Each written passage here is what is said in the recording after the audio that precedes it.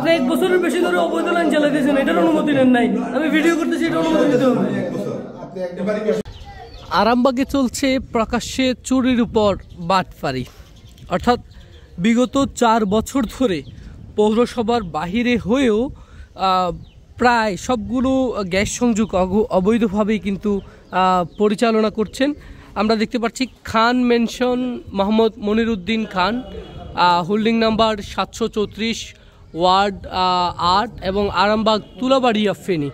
আপনারা দেখতে পাচ্ছেন যে এখানে যে গ্যাসের অবৈধ লাইনগুলো নেওয়া হয়েছে এগুলো পুরোপুরি কিন্তু অবৈধ, এবং ভবন তৈরির একদম প্রথম থেকেই কিন্তু এই ভবনে যে অবৈধ গ্যাস সংযোগ এটি কিন্তু চলে আসছে। আর তার থেকেও মজার বিষয় হলো এখানে আমরা যেটি জানতে পেরেছি এটি পৌরসভার একদম বাহিরে, অর্থাৎ পৌরসভার একদম ইউনিয়নে পড়েছে বলে আমাদেরকে সেটি নিশ্চিত করেছে। এবং এই গ্যাসের যে সংযোগ এগুলো যে অবৈধভাবে পরিচালনা করছে তার যথেষ্ট পরিমাণে তথ্য প্রমাণ কিন্তু আমাদের কাছে রয়েছে।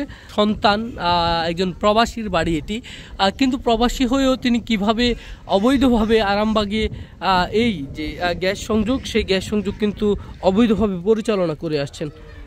বাখরাবাদের আসলে অনেক কর্মকর্তা এটার সাথে সরাসরি জড়িত বলে আমরা নিশ্চিত হয়েছি, কারণ বিভিন্ন জায়গায় এসব অবৈধ গ্যাস সংযোগ দিয়ে অবৈধ যে সকল কর্মকর্তারা আছে তারা কিন্তু এই সকল কার্যক্রমগুলো পরিচালনা করে আসছে।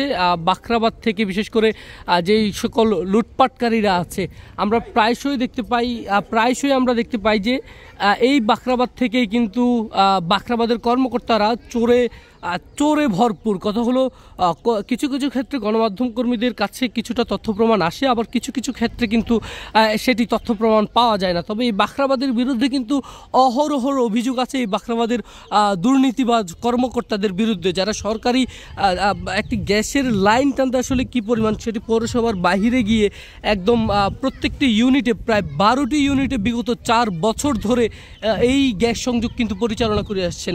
এই গ্যাস সংযোগ পরিচালনা করে আসছেন সেটি কি মনে হয় যে বাখরাবাদের কোনো কর্মকর্তা এটার সাথে জড়িত নেই, বা বাখরাবাদের কেউ এখান থেকে প্রতি মাসে মাসোয়ারা নেন না?